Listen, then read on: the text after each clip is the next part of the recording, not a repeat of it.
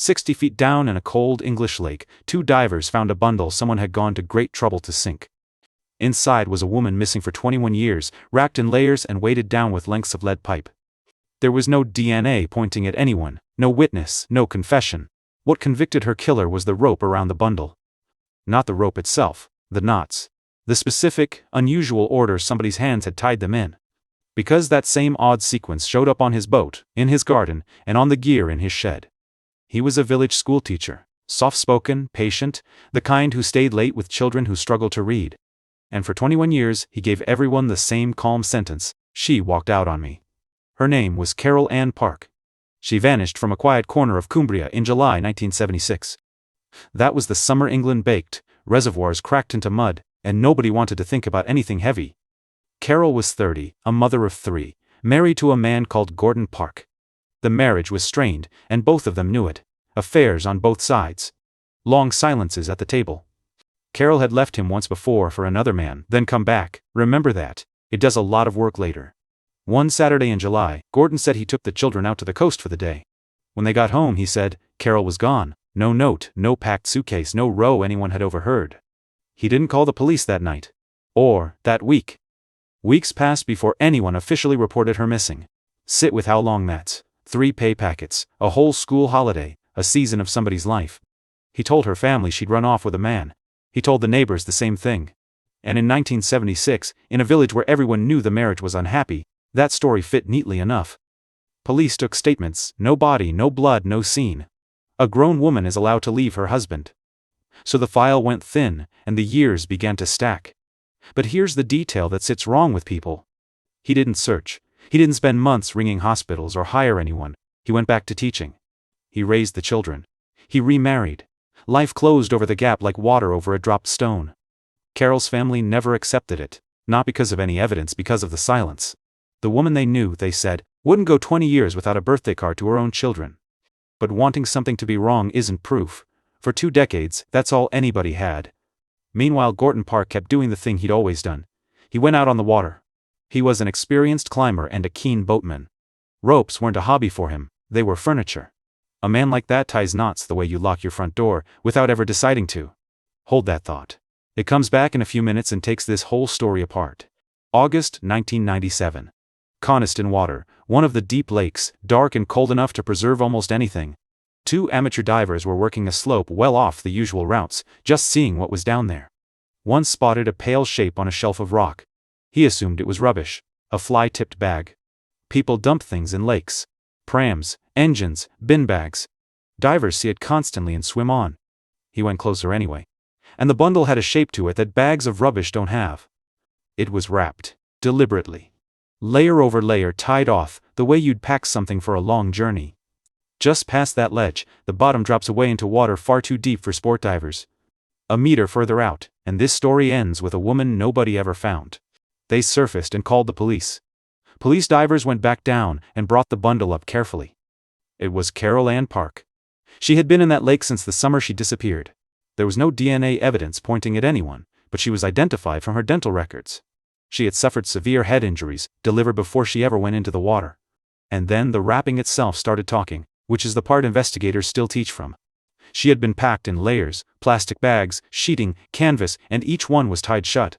Her face had been covered. Her body had been folded and bound into a compact, carryable shape. Lengths of lead pipe were added as weight. The kind you pull out of an old house during plumbing work. Whoever did this didn't panic. Panic is fast and messy. This was slow, patient, and tidy. And whoever did it knew that lake. Not the picnic end, the part where the floor falls away. That's the first thing this case proves. How something is packed is a statement about the person who packed it. If that just changed how you look at a detail, that's exactly what this channel is for. Stay with me. Police arrested Gordon Park within days. He was calm. He said what he'd said for 21 years. She left me. I don't know what happened to her. I've raised our children on my own. And in 1997, the case fell apart. The evidence was circumstantial, and the charges were dropped. He walked out, went home, and got on with his life for another 7 years. Here's where it flips. The thing that would eventually convict him had already been photographed.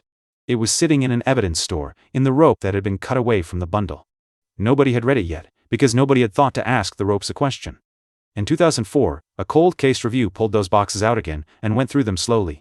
This time somebody looked at the knots, not as fastenings, but as behavior. Because here's the mechanism, and it's stranger than it sounds. You don't choose how you tie things. You learned one way, probably from one person, at one moment, and you've never revisited the decision since. Think about your shoelaces. You can't describe the movement, but your hands have done it identically for decades. Same with how you wrap a phone charger, or which way you loop a bin bag before knotting it. Nobody audits those movements. They're too small to be worth a thought, so they never change. Now take a man who has spent his adult life climbing rock faces and rigging boats. He doesn't know 5 knots. He knows dozens, and he pairs them in his own private order. That order isn't taught. It's what he settled into hundreds of repetitions ago, and never questioned again. The rope on Carol's body carried a combination of knots that experts described as unusual to find together. Not one rare knot, a rare grammar. This one, then this one, finished off in this particular way. So investigators went looking for that same grammar in the ordinary corners of Gordon Park's life. They found it on his boat, in the way lines and fittings had been secured. They found it in his garden, on ties nobody had thought about since the day they were made. They found it on equipment in his shed, everyday jobs, done alone, with nobody watching. That's the part that landed hardest. Nobody performs for an audience while lashing something down in a shed. Those knots were about as close to an unguarded moment as you can get, decades after the fact. He couldn't have cleaned them up, because he never knew they were saying anything at all. In 2004, Gordon Park was arrested again and charged with the murder of his wife. He was in his 60s by then, retired, still calm, still telling exactly the same story. At trial, the defense attacked the knots the way you'd expect, and they weren't being unreasonable. Knots are common. Boatmen copy each other. 2 people can tie the same thing for ordinary reasons. A knot isn't a fingerprint. On its own it convicts nobody, and the experts said so plainly. But it wasn't on its own. It sat inside a stack of things that all had to be coincidence together. The lake he knew. The wrapping done with care. The weeks he waited before reporting her missing. The wife who supposedly ran away and never once contacted the 3 children she had raised. Any one of those has an innocent explanation. The jury was asked to accept all of them at once. The prosecution's line is the one people still repeat: a knot can be as personal as a signature. After days of deliberation, the jury convicted him. He was sentenced to life for the murder of Carol Ann Park.